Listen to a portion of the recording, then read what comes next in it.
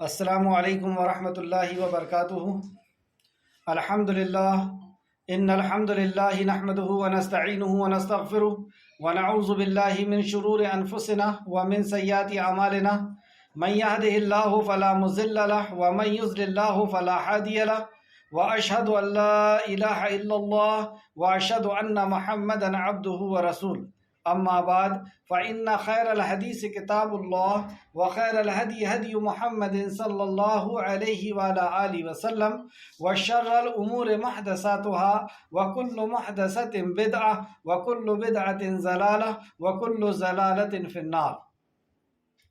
رب اشرح لي صدری ويسر لي امری واحلل عقدة من لسانی یفقهوا قولی۔ رب زدنی علما رب زدنی علما رب زدنی علما، آمین یا رب العالمین۔ ہر قسم کی تعریف اور شکر اللہ رب العزت کے لیے لائق اور زیبا ہے، جو ساری کائنات کا ایک و تنہا خالق، مالک، مربی اور منتظم ہے۔ درود و سلام ہو انبیاء اکرام پر، جنہیں انس اور جن کی رشد و ہدایت کے لیے مبعوث فرمایا گیا، خصوصاً نبی مکرم رحمۃ للعالمین امام الانبیاء محمد صلی اللہ علیہ وسلم پر اور آپ کے اصحاب پر۔ معزز سامعین اکرام، آج سورہ حشر کی آیت نمبر 18 سے کلاس رہے گی۔ اللہ رب العزت سے دعا ہے کہ اللہ رب العزت ہمیں صحیح معنوں میں قرآن مقدس کو سمجھنے، اس پہ تدبر کرنے، غور و فکر کرنے اور عمل کے ساتھ لوگوں تک پہنچانے کی توفیق و رفیق عطا فرمائے، آمین۔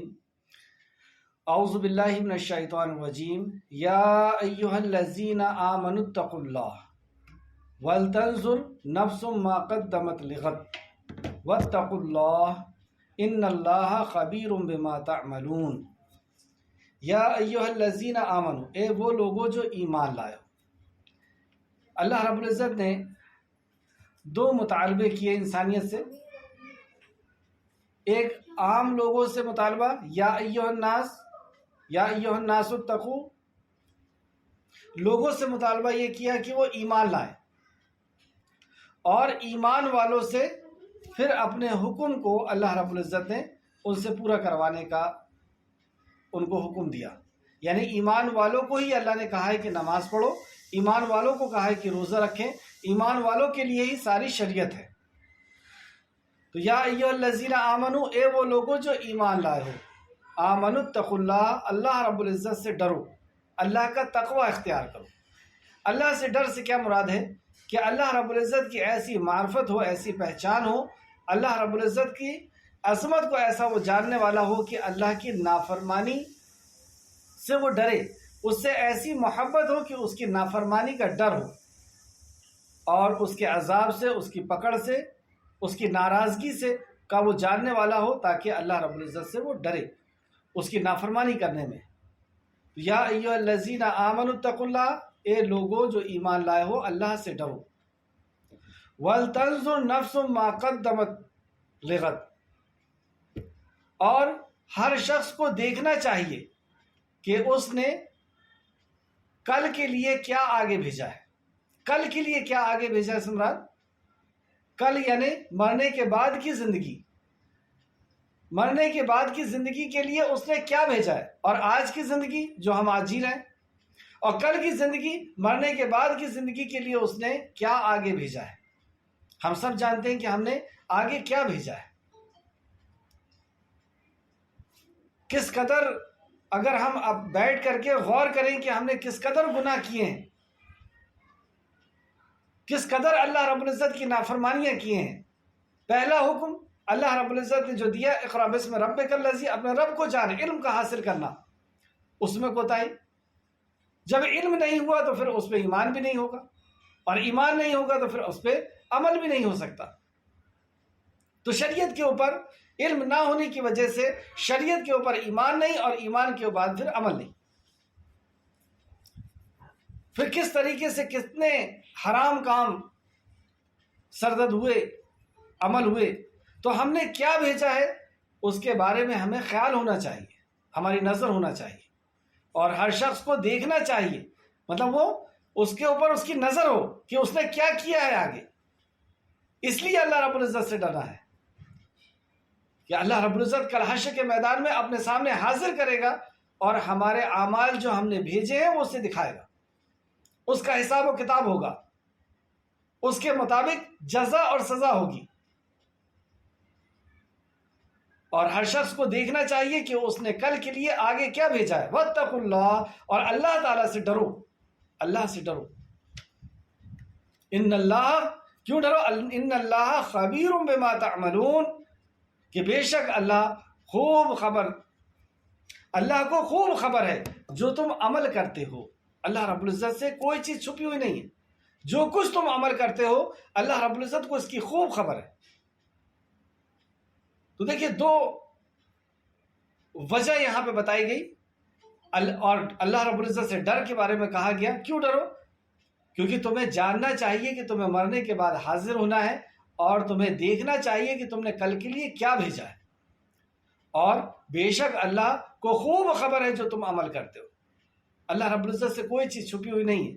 اللہ رب العزت ہمارے سارے اعمال کو جاننے والا ہے. سورہ نساء میں بھی اللہ نے فرمایا، سورہ نساء آیت نمبر 1 میں، یا ایھا الناس اتقوا، اے لوگو اللہ سے ڈرو، ربکم الذی خلقکم من نفس واحدہ، لوگو اپنے پروردگار سے ڈرو جس نے تم کو ایک شخص سے پیدا کیا، ایک جان سے تمہیں پیدا کیا، یعنی آدم علیہ السلام، اور پھر اس سے حوا علیہ السلام، اور پھر ساری انسانیت. تو اس رب سے ڈرو جس نے تمہیں پیدا کیا ہے.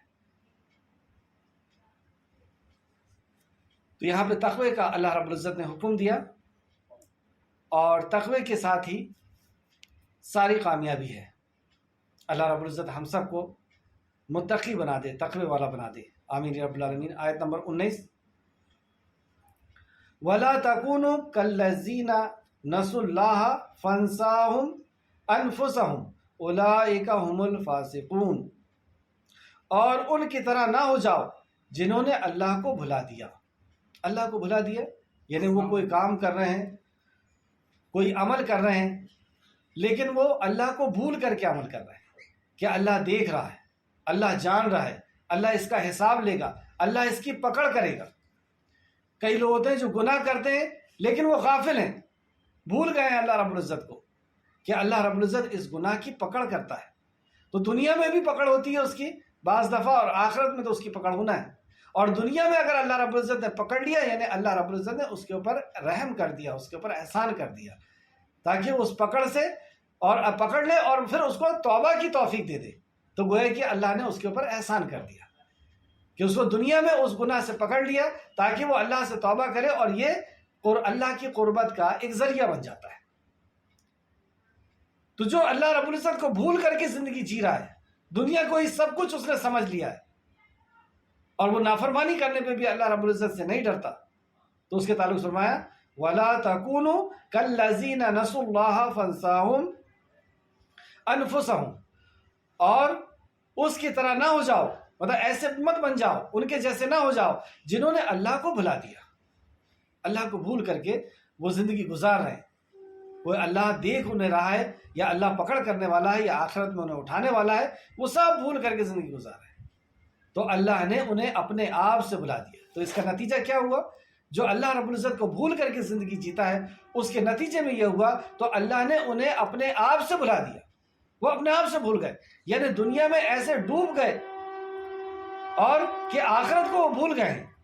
جنت اور جہنم کی فکر سے وہ غافل ہو گئے. دنیا کی زندگی میں ایسے وہ گم ہو گئے. یا اس کا دوسرا مطلب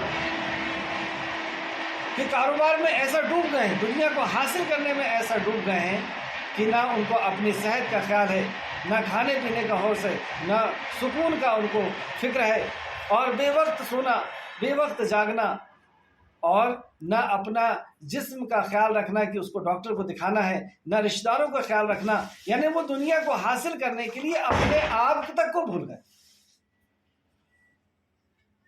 اولئک هم الفاسقون، اور یہی لوگ نافرمان ہیں، فاسق ہیں. فاسق کہتے ہیں گنہگار کو، اور یہی لوگ گنہگار ہیں، یہی لوگ فاسق ہیں جنہوں نے جو دنیا میں جی رہے ہیں اللہ رب العزت کو بھول کر کے. اللہ رب العزت کی اللہ دیکھ رہا ہے، یا اللہ کی کوئی شریعت ہے، اللہ کی کوئی مشیت ہے، اللہ رب العزت کا کوئی قانون ہے، اور اللہ رب العزت کی شریعت ہے، اس کو بھول کر کے وہ زندگی جی رہا ہے. اللہ کی پکڑ کو بھول کر کے وہ زندگی جی رہا ہے.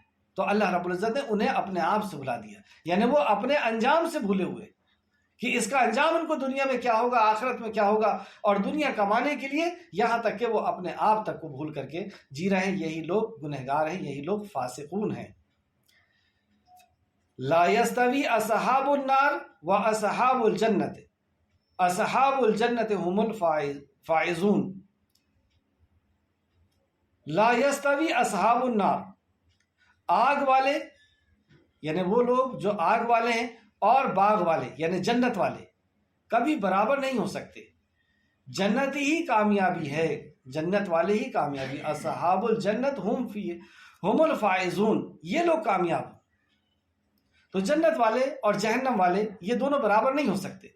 تو آج جو اللہ رب العزت کو بھول کر کے زندگی جی رہے ہیں، اور وہ لوگ جو اللہ رب العزت کو اپنا خالق مالک رازق جان کر کے زندگی جی رہے ہیں، یہ دونوں برابر نہیں ہو سکتے۔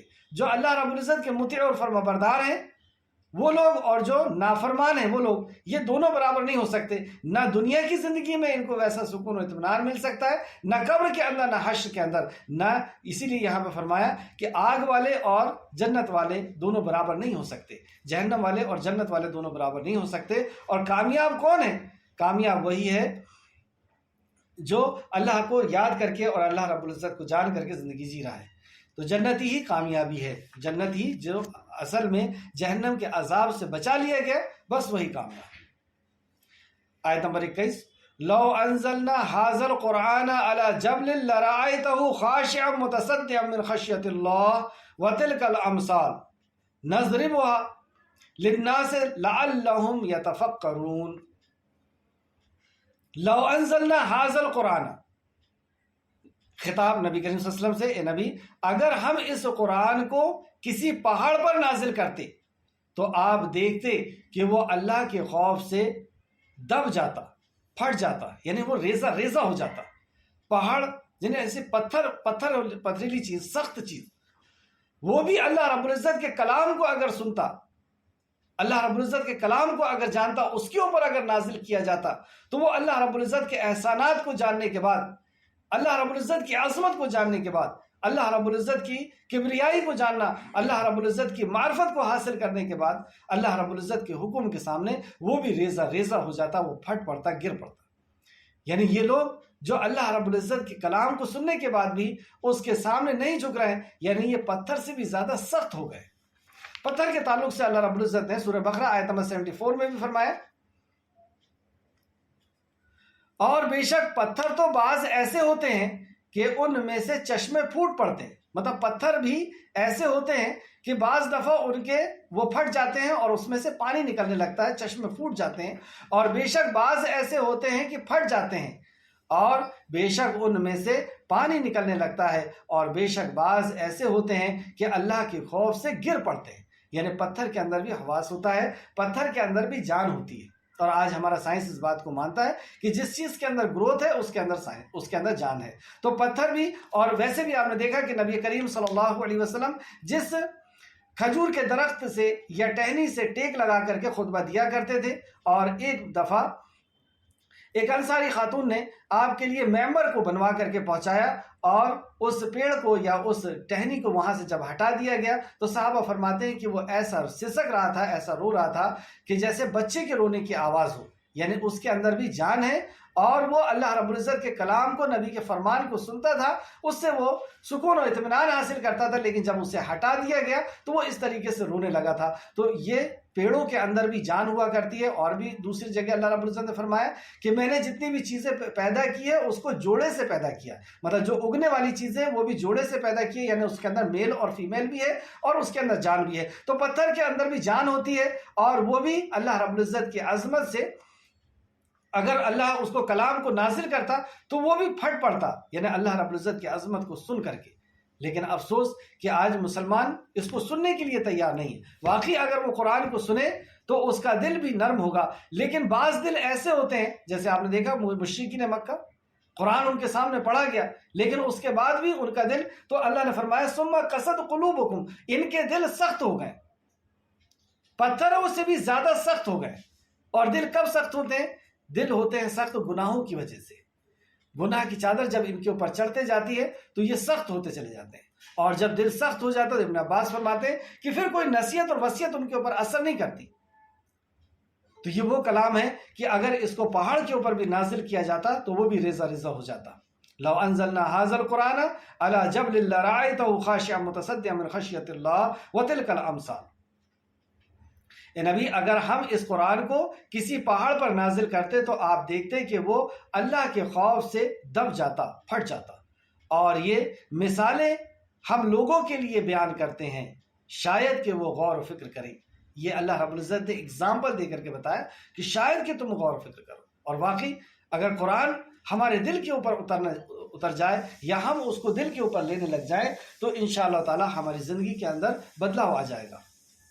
جیسے اللہ نے فرمایا یا ایھا الناس قد جاءکم موعظۃ من ربکم وشفاء لما فی الصدور ھدی ورحمۃ للمؤمنین۔ یا ایھا الناس قد جاءکم، اے لوگوں تمہارے پاس آ گیا تمہارے آقا و مالک کا موعظہ، وشفاء لما فی الصدور، اس کے اندر دلوں کی بیماریوں کا علاج ہے، جو بغض، کینہ، حسد، حب دنیا، حب شہرت، یہ ساری جو بیماریاں ہیں اس کا اس کے اندر علاج ہے۔ آیت نمبر 22، هو اللہ الذی لا الہ الا ہو، وہ اللہ ہے جس کے سوا کوئی عبادت کے لائق نہیں۔ اس کے اندر اور توحید کے اندر دو چیزیں ہوا کرتی ہے، دو چیز مل کر کے توحید بنتی ہے، ایک نفی اور دوسرا اثبات۔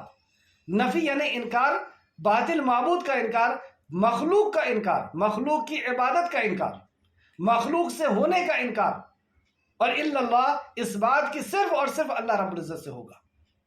لا الہ، کوئی عبادت کے لائق نہیں، کوئی مخلوق عبادت، کوئی عبادت الا اللہ، مگر اللہ رب العزت کی۔ تو خالق کے علاوہ جتنی بھی چیزیں ہیں وہ سب مخلوق ہیں اور کوئی بھی عبادت کے لائق نہیں ہے سوائے اللہ رب العزت کے۔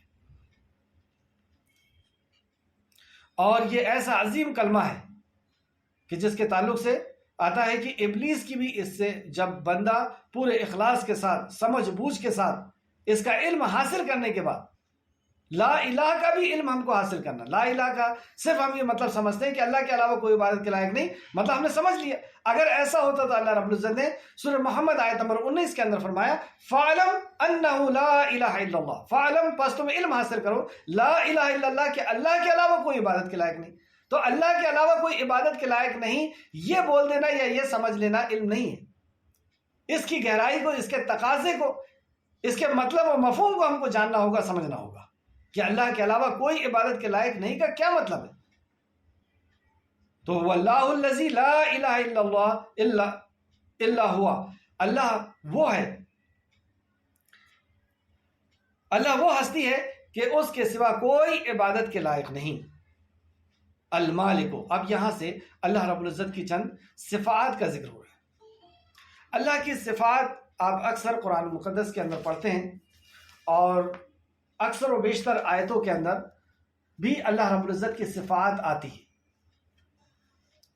صفات کے تعلق سے چند اہم باتیں آپ نوٹ کر لیں، اور یہ اللہ رب العزت کو جاننے کے لیے اللہ رب العزت کی ذات کا علم، اللہ رب العزت کی ربوبیت کا علم کہ وہ کیسا رب ہے، یعنی اللہ کے افعال، اللہ کے کام میں وہ اکیلا ہے، اللہ رب العزت کی اسماء الحسنہ کا علم کہ اس کی صفات کے مطابق صفات میں بھی وہ اکیلا ہے، لیسا کمثلہ شیء، اس کے مثل کوئی نہیں۔ اور بندے کے عمل میں یعنی توحید عبادت، توحید الوہیت کہ عبادت کے اعتبار سے بھی اللہ رب العزت اکیلا ہے، کہ اسی کی عبادت کی جائے۔ تو توحید اسماء الحسنہ، اور یہیں پہ اکثر اور بگاڑ ہوا ہے کہ لوگ توحید ربوبیت کے تو قائل تھے، کفر مشرکین مکہ بھی قائل تھے، لیکن وہ شرک کہاں کرتے تھے؟ اللہ کی اسماء الحسنہ میں شرک کرتے تھے۔ تو اسماء الحسنہ کا ہمیں جاننا بہت ضروری ہے، اور علماء یہاں تک فرماتے ہیں کہ جو بدقسمت ہے وہ شخص جو اللہ رب العزت کے اسماء الحسنہ کو نہیں جانتا۔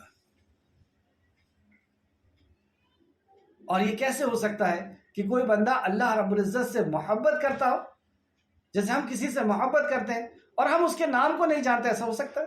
ایسا نہیں ہو سکتا کہ ہم اس کے نام کو نہ جانیں۔ پھر یہ کیسی محبت ہے اللہ رب العزت سے کہ ہم اللہ رب العزت کے ناموں کو نہیں جانتے، اللہ کے اسماء کو نہیں جانتے؟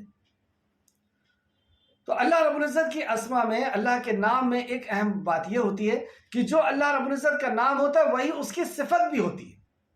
ہمارے ساتھ ایسا نہیں ہوتا کہ ہمارا جو نام ہے وہی ہماری صفت ہو، یہ ایسا نہیں ہوتا. لیکن اللہ رب العزت کا جو نام ہے وہ اس کی صفت ہوتی ہے، اس کی کوالٹی ہوتی ہے. اور جو اللہ کی صفت ہے وہ کسی اور کی صفت نہیں ہو سکتی، یعنی وہ اس کی مخلوق کی صفت نہیں ہو سکتی. جو اللہ کی صفت ہے وہ خالق کی صفت ہے، اور وہ مخلوق کی صفت نہیں ہو سکتی. تو توحید اسماء الحسنہ کے تعلق سے چند اہم پوائنٹس لکھیں. یہ میں نے لیا ہوں ناصر الدین البانی کی رحمۃ اللہ علیہ کی نوٹس سے، اور اس کو ترتیب دیا ہے عمران ایوب صاحب نے. توحید اسماء و صفات کا مفہوم. توحید اسماء و صفات سے مراد یہ پختہ اعتقاد یعنی مضبوط یقین ہے کہ اللہ تعالیٰ کے اچھے اچھے نام اور بلند صفات ہیں. اللہ تعالیٰ کے اچھے اچھے نام ہیں اور بلند صفات ہیں، کوالٹیاں ہیں، اور تمام صفات کمال سے مستفید ہے. تمام صفات نقص سے پاک ہے، یعنی عیب سے پاک ہے. اس کے اندر کوئی نقص نہیں ہے، کوئی عیب نہیں ہے تمام صفات میں. اور اپنے تمام صفات میں منفرد ہے، یعنی اکیلی ہے. جو صفت اللہ کی ہے وہ اکیلی ہے، اللہ کے علاوہ وہ صفت کسی اور کی نہیں ہو سکتی. لیس کمثلہ، اس کے مثل کوئی نہیں. اور ساری کائنات سے یکتا اور جدا ہے، مطلب جو بھی صفات ہے اس کی وہ ساری کائنات سے یکتا ہے، اکیلی ہے اور جدا ہے، ساری کائنات سے الگ ہے. اسماء و صفات پر ایمان لانے کا طریقہ. دوسرا پوائنٹ لکھیں گے، اسماء و صفات پر ایمان لانے کا طریقہ. ان تمام اسماء و صفات، اسماء کہتے ہیں نام کو اور صفات کوالٹی کو. ان اسماء و صفات پر من و عن، یعنی جیسا قرآن و حدیث کے اندر آیا ہے ویسا کی ویسا، من و عن جو آیا ہے ویسا کی ویسا ایمان لانا، جو اللہ تعالیٰ نے خود اپنے لیے بیان کیے ہیں اور جو اللہ تعالیٰ کے رسول صلی اللہ علیہ وسلم نے بیان کیے ہیں، اور انہیں اللہ تعالیٰ کے لیے بغیر تمثیل.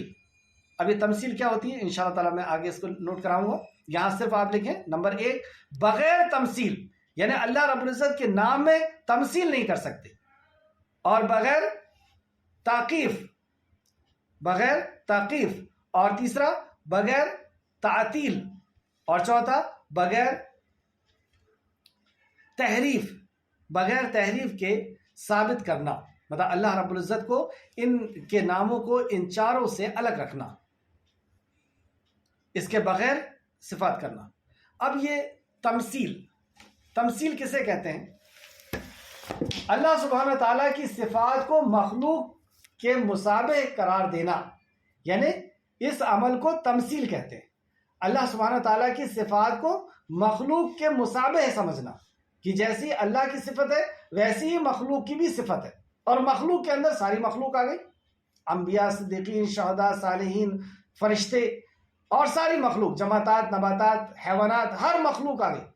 تو خالق کے علاوہ جتنی بھی چیزیں وہ مخلوق ہے. اور پھر سے دیکھیں اللہ سبحانہ تعالیٰ کی صفات، یعنی جو اللہ رب العزت کے اسماء الحسنہ ہے، جو صفات ہے کو مخلوق کے مشابہ یعنی مخلوق کے جیسا قرار دینا، اس عمل کو تمثیل کہتے ہیں.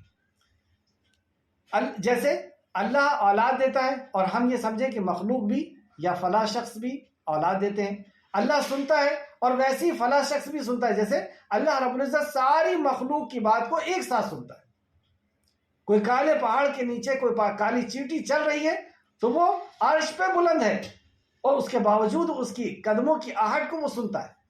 تو ایسا کوئی مخلوق نہیں سن سکتی کہ وہ یہاں کا بھی سن رہا ہو، بامبے میں کون کیا کہہ رہا ہے، اور عرب میں کوئی کیا کہہ رہا ہے، چین میں کوئی کیا کہہ رہا ہے، اور ہر قسم کی مخلوق اس کو آواز دیتی ہے اور وہ سب کی بات کو سنتا ہے. تو ایسا سننے والا کوئی نہیں.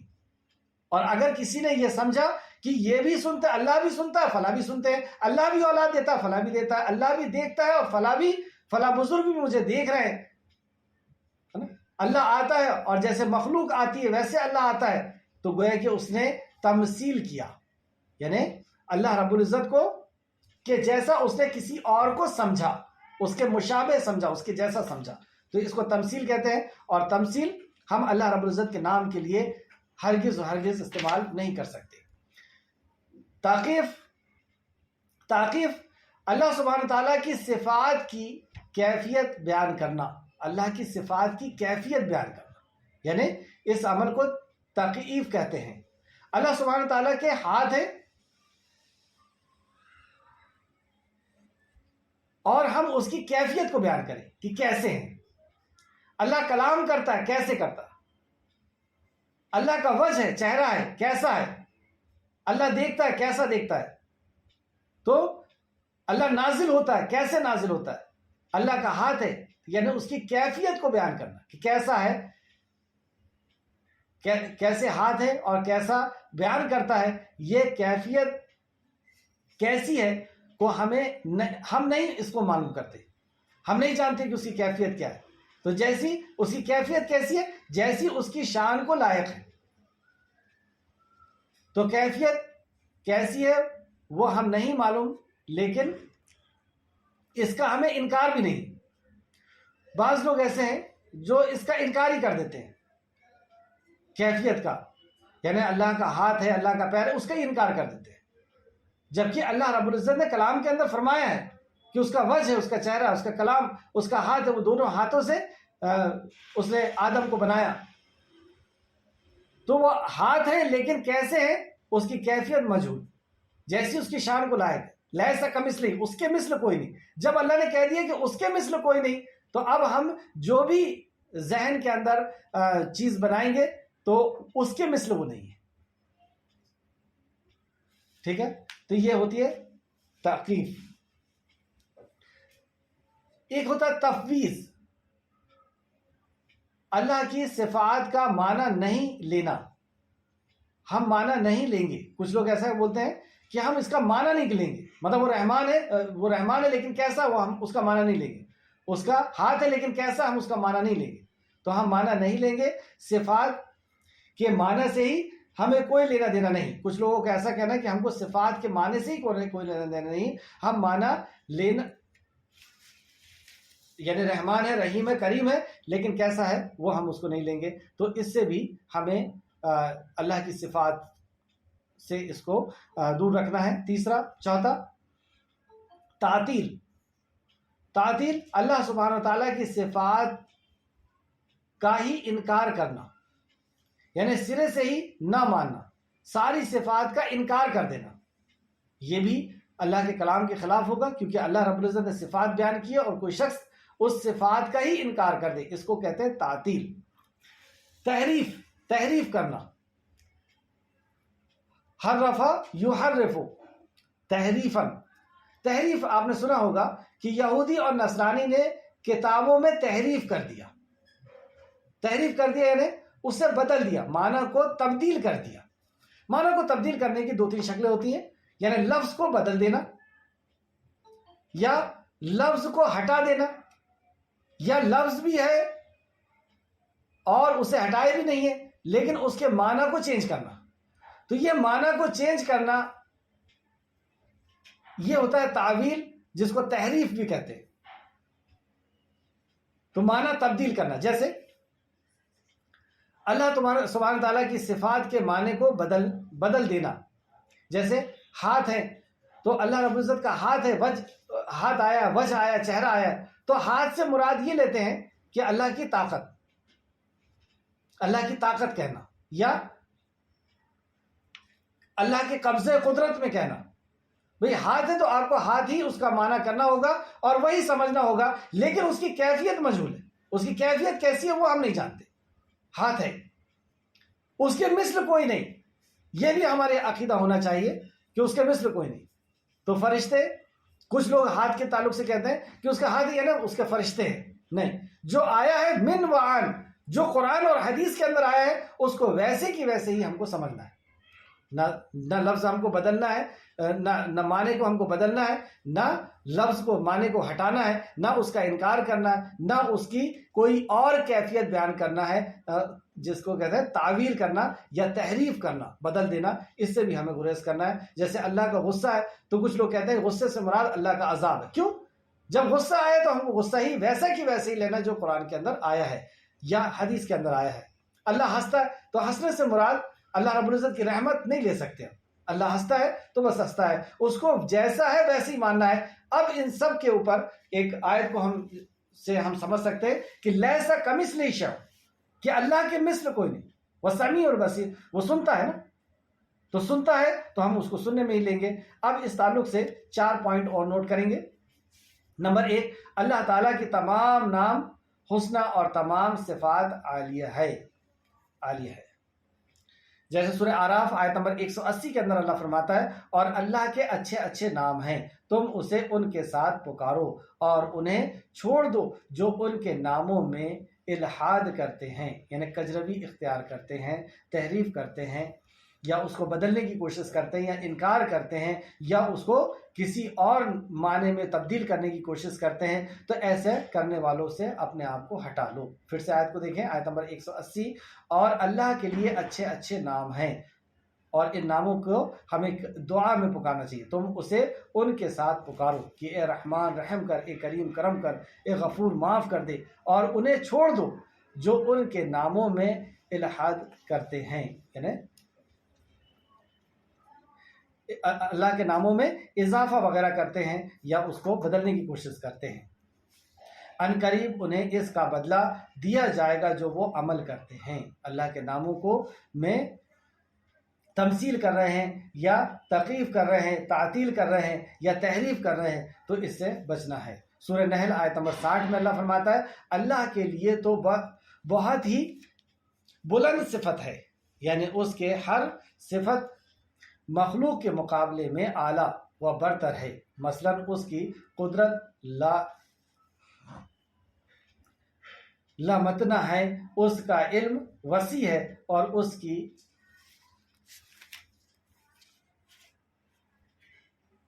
کی عطا بے نیاز ہے، وغیرہ وغیرہ. دوسرا پوائنٹ لکھیں، اللہ تعالیٰ کے تمام اسما و صفات توقیفی ہیں. توقیفی ہے یعنی من جانب اللہ ہے. اللہ جو بھی صفات ہے وہ اللہ کی طرف سے بتائی گئی ہے یا رسول اللہ صلی اللہ علیہ وسلم کی طرف سے بتائی گئی ہے.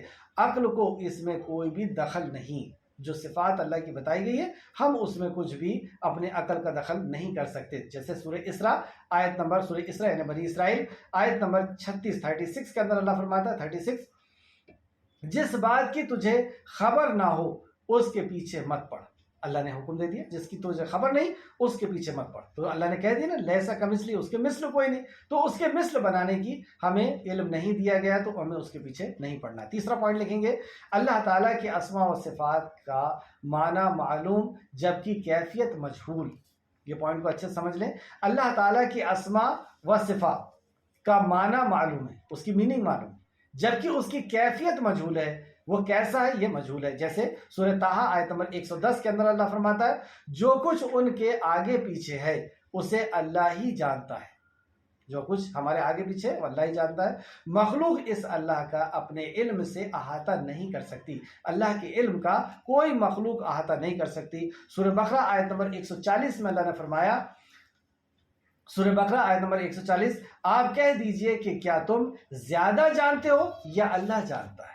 تو اللہ رب العزت بہتر جاننے والا ہے اپنے صفات کے تعلق سے بھی. سورہ نحل آیت نمبر 3 اور 4، سورہ نحل آیت نمبر 3 4، اور اچھا اللہ تعالیٰ کے، جیسے آیت کو میں بعد میں پڑھوں گا، اللہ تعالیٰ کے بعد اللہ کے متعلق سب سے زیادہ جاننے والے رسول اللہ صلی اللہ علیہ وسلم ہیں.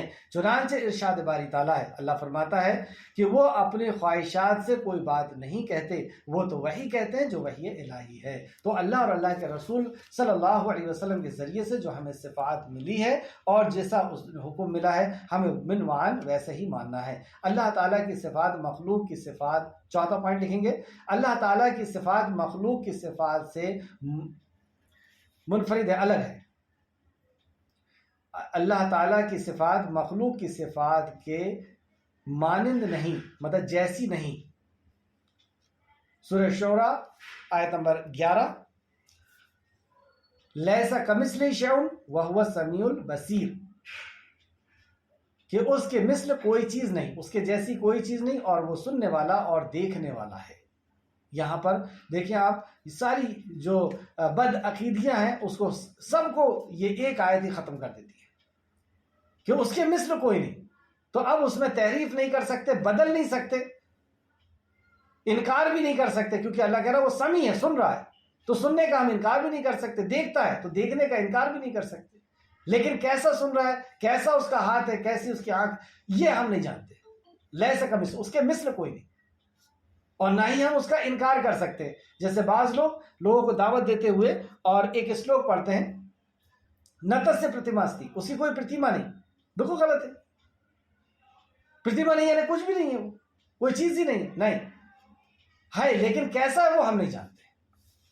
ایک اور چیز دیکھتے ہیں، سورہ نحل آیت نمبر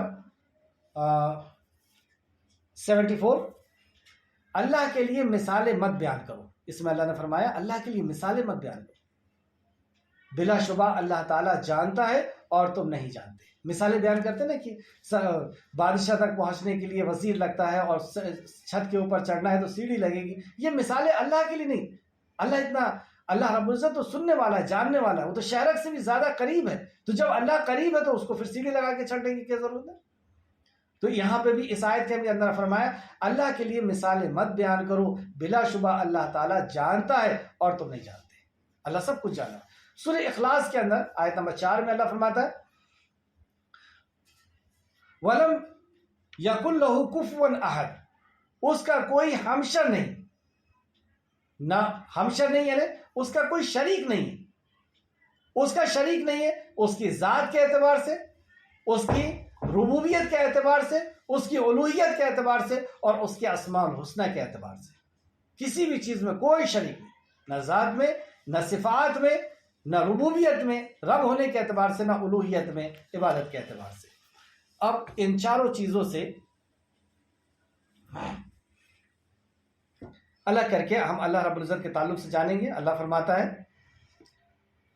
آیت نمبر 22 هو اللہ الذی لا الہ الا ہو، وہ اللہ ہے کہ اس کے سوا کوئی عبادت کے لائق نہیں.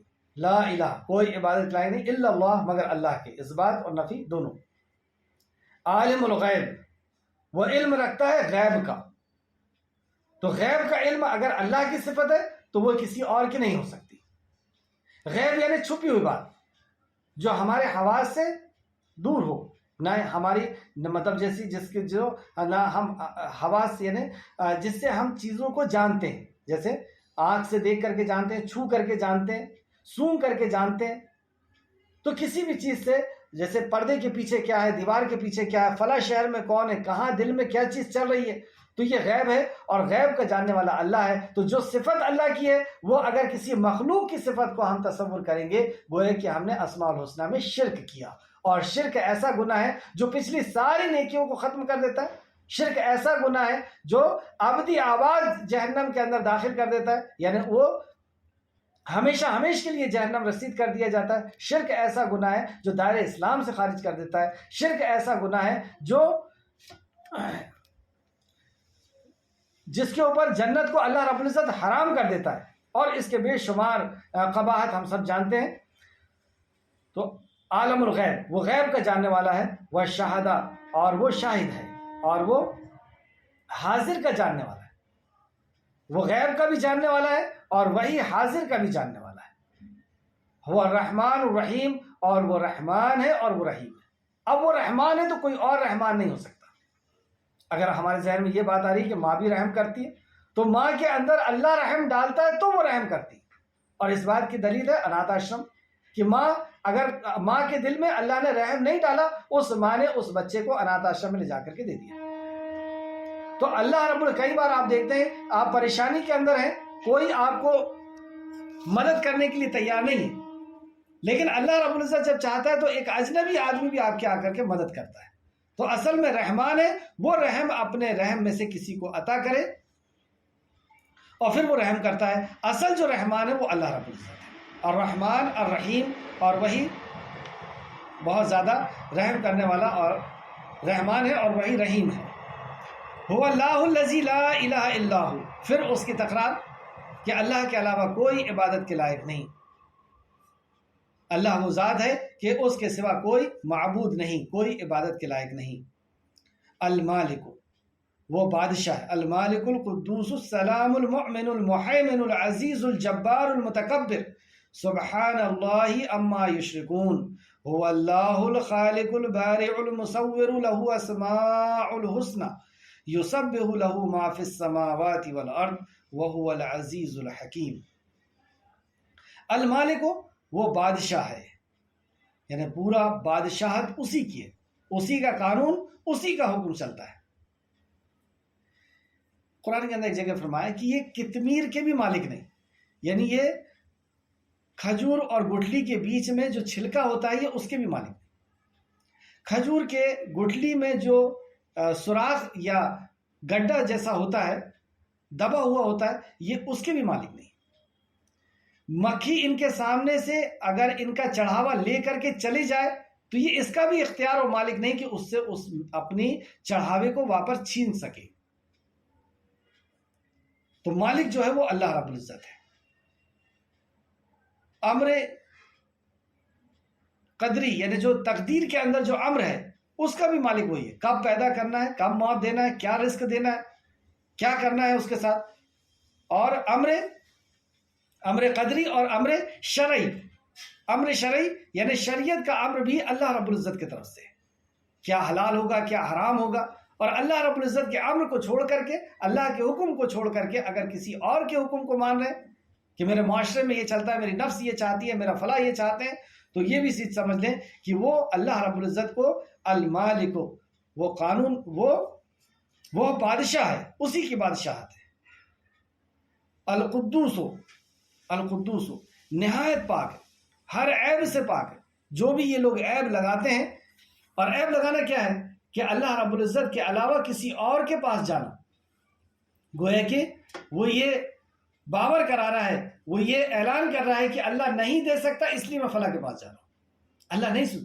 بعض دفعہ لوگ ایسا کہتے بھی ہیں کہ ہم بہت گنہگار ہیں، اللہ رب العزت ہماری نہیں سنے گا، اس لیے ہم اللہ کے بزرگ کے پاس جاتے ہیں، اللہ کے ولی کے پاس جاتے ہیں تاکہ وہ ہماری فریاد اللہ تک پہنچا دے۔ تو اس کا مطلب یہ ہے کہ اس کا عقیدہ یہ ہے کہ اللہ سے زیادہ رحم دل وہ ہے، نعوذ باللہ، استغفر اللہ، اللہ سے زیادہ کوئی رحیم ہو سکتا ہے؟ تو اللہ رب العزت کو چھوڑ کر کے اس کے پاس جانا۔ شیطان ابلیس جو سب سے بڑا گنہگار، جس نے سب سے پہلے گناہ کیا اور جس کو اللہ رب العزت نے اپنے دربار سے نکال دیا، جہنم رسید کر دیا کہ تو جہنم میں جائے گا، اس کے بعد بھی اس نے اتنا بڑا گنہگار ہونے کے بعد اس نے اپنی حاجت اور ضرورت اپنے خالق کے سامنے رکھی کہ اللہ مجھے مہلت دے اس وقت تک کہ جب تو پھر سے لوگوں کو اکٹھا کرے، میں ان لوگوں کو بہکاؤں گا جن کی وجہ سے میرا یہ حال ہے۔ اللہ رب العزت نے اس کی دعا کو سنا اور اس کو مہلت دی۔ تو یہ جو ایسا عقیدہ ہے کہ اللہ رب العزت کے اوپر عیب لگا رہے کہ وہ نہیں سنتا، وہ نہیں دے سکتا اولاد، تو یہ اللہ رب العزت والقدوس ہو، وہ نہایت پاک ہے، وہ ہر عیب سے پاک ہے۔ یہ صرف میں نے چند مثالیں دی، ہر عیب سے اللہ رب العزت پاک ہے، نہ اسے اونگ آتی ہے، عیب ہے، نہ اسے نیند آتی ہے، نہ اسے بڑھاپے کا تصور ہم کیا رکھ سکتے ہیں۔ الحی قیوم، ہمیشہ سے اور ہمیشہ رہنے والا ہے اور تھامنے والا ہے، اسے کسی نے نہیں تھاما، اس نے ہر چیز کو تھامے ہوئے۔ تو یہ ہر عیب سے اللہ رب العزت پاک ہے۔ سلام، سلامتی والا ہے، جیسے نماز کے بعد رسول اللہ صلی اللہ علیہ وسلم جب تک یہ نہیں پڑھ لیتے، جب تک مقتدی کی طرف رخ نہیں کرتے تھے، کیا اللہ اکبر، اللہم استغفر اللہ استغفر اللہ استغفر اللہم انت السلام ومنک السلام تبارکت یا ذی الجلال والاکرام، ذی الجلال والاکرام۔ تو اے اللہ تو سلام ہے، اور سلامتی اللہ رب العزت کی طرف سے، جو بھی سلامتی پوری دنیا کے اندر ہر مخلوق کے اوپر ہے وہ اللہ رب العزت کی طرف سے سلامتی ہے۔ مؤمنو، امن دینے والا ہے۔ اب اس میں ہم وہ ساری جو صفات ہم پڑھ رہے ہیں، جو اصول ہم نے پڑھا ہے، اس کے مطابق ہم دیکھیں کہ کیا ہمارا اس پر یقین ہے کہ وہ امن دینے والا ہے، یعنی اس کے علاوہ کوئی اور امن نہیں دے سکتا۔ نہ ہماری دولت دے سکتی ہے، نہ ہماری شہرت دے سکتی ہے، نہ ہمارا قبیلہ اور خاندان دے سکتی ہے، نہ ہمارے دوست و احباب دے سکتے ہیں، نہ اولاد دے سکتی ہے۔ سلامتی کون دے گا؟ امن کون دے گا؟ اللہ رب العزت دے گا۔ والمؤمنو، امن دینے والا ہے، امن اللہ رب العزت کی طرف سے۔ اللہ چاہے گا تو اللہ رب العزت دولت کے ذریعے سے، شہرت کے ذریعے سے، یا اولاد کے ذریعے سے، یا معاشرے کو اچھا کر کے اللہ رب العزت کے اختیار میں ہے امن دینا. ہم اپنی طاقت سے اس کو حاصل نہیں کر سکتے. تو مومن امن دینے والا ہے، محیمن نگہبان ہے ہر چیز کے اوپر اللہ رب العزت نگہبان ہے. تو اللہ کے علاوہ یہ تصور کرنا کہ کوئی اور بھی نگہبان ہے، یہ شرک ہو جائے گا. العزیز و زبردست ہے، الجبار زور آور ہے، ہر چیز کے اوپر اس کا کمانڈ ہے. جیسے ہم کوئی گاڑی بناتے ہیں، چلا رہے ہیں، اس کا بریک فیل ہو گیا تو وہ ہمارے کمانڈ سے باہر ہو جائے گی. لیکن اللہ کی بنائی ہوئی مخلوق کوئی اس کے طاقت سے اس کے کمانڈ سے باہر نہیں ہو سکتی. تو وہ جبار و زور آور ہے، ہر چیز کے اوپر اس کا قدرت ہے.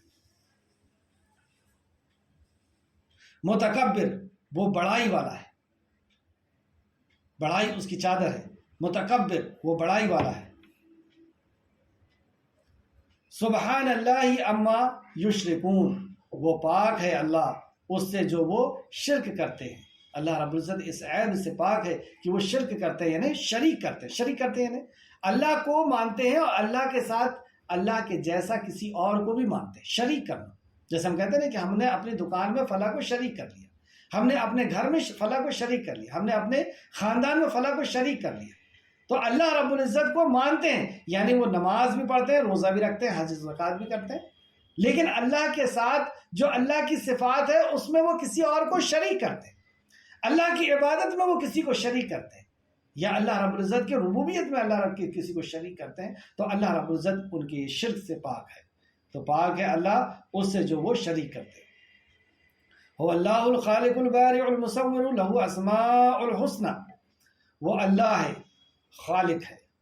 خالق رب کے اندر ہم نے پڑھا تین چیزیں. جیسی رب کہیں گے تو تینوں چیز ہمارے ذہن میں آنا چاہیے کہ وہ خالق ہے، مالک ہے اور مدبر ہے. خالق ہے یعنی پیدا کرنے والا. کس چیز کو پیدا کیا؟ جمی ہوئی چیز کو، جمادات، نباتات اور حیوانات کو. جمی ہوئی چیزوں کو یعنی پہاڑ وغیرہ کو، نباتات کو اگنے والی چیزوں کو، اور حیوانات کو چلنے والی. اب وہ چلنے والی رینگ کے چلنے والی ہو، اڑ کے چلنے والی ہو، تیر کے چلنے والی ہو، 2 پیر سے یا 10 پیر سے چلنے والی ہو، یہ سب حیوان ہیں. اور ان سب کا پیدا کرنے والا اللہ ہے. یہ ہے وہ خالق کہ وہ پیدا کر. اچھا پیدا کر کے کیا ہم نے چھوڑ دیا؟ ہم اس دن سے جب ہم دیکھے نہیں جا سکتے تھے، مائکروسکوپ سے ہم کو دیکھا جا سکتا تھا، جب سے ہماری حفاظت کر رہا ہے اور ہماری ضرورتوں کو پوری کر رہا ہے. حفاظت بھی کر رہا ہے اور جب سے آج تک ہماری ضرورتوں کو بھی وہ پورا کرنے والا ہے. تو وہ ایسا وہ خالق ہے کہ پیدا کیا اور پھر ہماری حفاظت کر رہا ہے اور ہماری ضرورتوں کو پوری کر رہا ہے. اور ضرورتوں میں ایک ضرورت یہ بھی ہے کہ ہمیں زندگی جینے کا طریقہ دیا جائے، تو وہ طریقہ بھی اس نے دیا ہے. تو یہ ہے وہ خالق. تو خالق کوئی اور نہیں ہو سکتا، پیدا کرنے والا کوئی نہیں ہو سکتا. بارئ موجود ہے یعنی اس کا وجود دینے والا ہے، مخلوق کا وجود دینے والا ہے. جیسے کہتے ہیں نا کہ بغیر ماڈل، بغیر سیمپل کے اللہ رب العزت نے بنایا، وجود دیا، وجود بخشا ہے کہ کون سی مخلوق کیسی رہے گی، کون سا جانور، کون سا انسان، کہاں کا انسان کیسا رہے گا، یہ وجود بخشا. چہرہ. پھر اس کے بعد فرمایا بارئ و مصور وہ صورت بنانے والا ہے. اللہ اکبر، کیسی صورتیں بنائی اس نے. کروڑوں اور اربوں لوگ ہیں لیکن کبھی کسی کی صورت کسی کی صورت سے نہیں ملتی، ساؤنڈ نہیں ملتا، فنگر پرنٹس نہیں ملتے. تو وہ ایسا صورت کو بنانے والا ہے. لہ الاسماء الحسنى اس کے لیے ہے اسماء الحسنى یعنی اچھے نام اس کے لیے، اور یہ اچھی صفات اس کے لیے. اور کتنی صفت ہے یہ اللہ بہتر جانتا ہے. جیسے ایک دعا میں آتا ہے کہ نبی کریم صلی اللہ علیہ وسلم اللہ کے اسماء الحسنى کے وسیلے سے، اس کے سہارے سے دعا مانگتے ہیں. وسیلے سے دعا مانگے، سہارے سے دعا مانگتے ہیں کہ اے اللہ ان ناموں کا وسیلہ جو تو نے اپنی مخلوق میں سے کسی مخلوق کو سکھایا ہے، یا ان ناموں کا ان اسماء الحسنى کا، ان تیرے ناموں کا وسیلہ جو تو نے اپنی کتابوں میں سے کسی کتاب میں نازل کیا، یا ان ناموں کا وسیلہ جو تیرے پاس لوح محفوظ میں ہے، یا تو جس کو جانتا ہے. تو اللہ رب العزت بہتر جاننے والا ہے اس کی کتنی صفات ہے. اس نے ہمیں 99 صفات بتائی ہیں.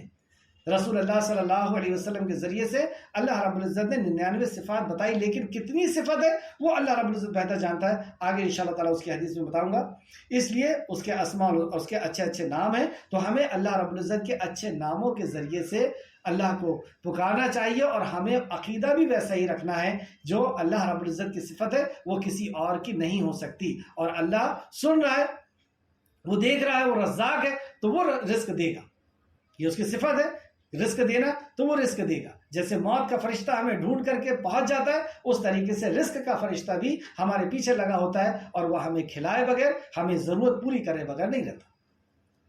بھلی انسان پاگل ہو جائے، بھلی انسان یتیم ہو جائے، بھلی انسان بے روزگار ہو جائے، لیکن اللہ رب العزت اس کا رزق، اس کی ضرورت کی چیزیں اس تک پہنچاتا ہے۔ تو ایسا وہ رازق ہے، اور ایسا رازق اللہ کے علاوہ کوئی اور نہیں ہو سکتا۔ یسبح لہ ما فی السماوات والارض، وہ اس کی تسبیح پڑھتی ہیں، اس کی تسبیح بیان کرتے ہیں جو چیزیں آسمانوں اور زمین میں ہے۔ سبحان اللہ، یسبح لہ ما فی السماوات والارض، زمین کے اندر کی مخلوق، آسمان کی مخلوق، اور جتنی مخلوق ہے وہ سب اس کی تسبیح بیان کرتے ہیں۔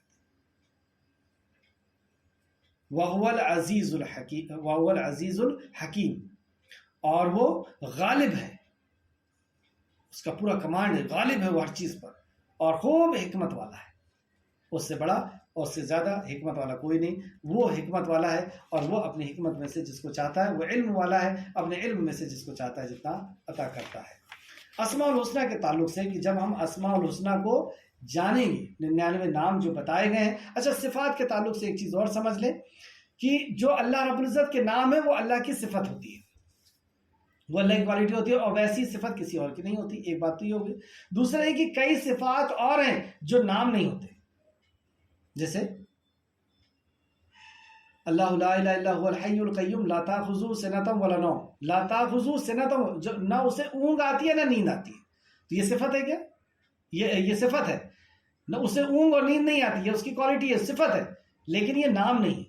تو صفات بہت ساری قرآن کے اندر آئی ہیں، لیکن نام قرآن و حدیث کے اندر جسے بتایا گیا اللہ رب العزت کے ذریعے، نبی کریم صلی اللہ علیہ وسلم کے ذریعے سے، نبی صلی اللہ علیہ وسلم کے ذریعے سے، وہی صفات کو ہم نام کہیں گے۔ اپنی مرضی سے ہم کسی بھی صفت کو نام نہیں کہہ سکتے، جو دلیل سے ثابت ہوں گے اسی کو نام کہا جائے گا۔ تو اگر ہم اللہ کے اسماء الحسنہ کو جانتے ہیں، ویسا ہم اس کو سمجھتے ہیں، اور ویسا ہمارا عقیدہ رہتا ہے کہ وہ صفت کسی اور کی نہیں، اور اللہ رب العزت کے تعلق سے ہمارا ویسا ایمان رہتا ہے، تو اس کی فضیلت کیا ہے؟ حضرت ابو ہریرہ رضی اللہ عنہ سے مروی ہے، رسول اللہ صلی اللہ علیہ وسلم نے فرمایا، بے شک اللہ تعالیٰ کے 99 نام ہیں، یعنی 1 کم 100، 99، جو انہیں شمار کرے گا، ہے نا، جو اسے یاد کرے گا، ویسا عقیدہ رکھے گا، ویسا اس کا عمل ہوگا، جو اس کا شمار کرے گا جنت میں داخل ہوگا۔ اللہ اکبر، تو یہ اسماء الحسنہ ہے، جنت میں داخل، وہ ذات پاک، وہ برتر ہے، اور وہ وطر ہے اور وطر کو پسند کرتا ہے، طاق ہے اور طاق کو پسند کرتا ہے، ایک ہے اور ایک کو پسند کرتا ہے۔ بخاری شریف حدیث نمبر 2736، مسلم شریف حدیث نمبر 2677، اور پھر بخاری شریف حدیث نمبر 6410۔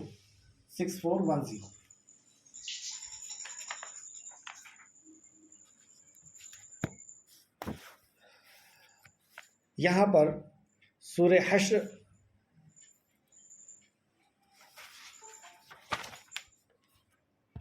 کمپلیٹ ہوا الحمدللہ اللہ رب العزت کے فضل سے۔ سورہ ممتحنہ انشاءاللہ تعالیٰ کل سے شروع ہوگی۔ اللہ رب العزت سے دعا ہے کہ اللہ رب العزت جو کچھ بھی ہم نے پڑھا ہے، سمجھا ہے، اس پہ ہمیں مزید سمجھنے، اس پہ غور و فکر کرنے، اس کی تفاسیر کو جاننے کی اللہ ہمیں تو توفیق عطا فرما، ہمیں اس پہ غور و فکر کرنے کی توفیق عطا فرما، ہمیں اس پہ ایمان دے اور عمل کے ساتھ لوگوں تک پہنچانے کی توفیق و رفیق عطا فرما۔ اے خالق مالک، جب تک ہم کو زندہ رکھ، اسلام کے ساتھ ہمیں زندہ رکھ، تیری مطیع اور فرما بردار بنا کر کے ہم کو زندہ رکھ، اور جب ہمارا خاتمہ فرما تو خاتمہ بالخیر فرما، نیکی کے ساتھ، اخلاص کے ساتھ، ایمان کے ساتھ ہمارا خاتمہ فرما، اور نیکوکاروں کے ساتھ ہمارا شمار فرما دے۔ آمین یا رب العالمین۔ السلام علیکم ورحمۃ اللہ وبرکاتہ۔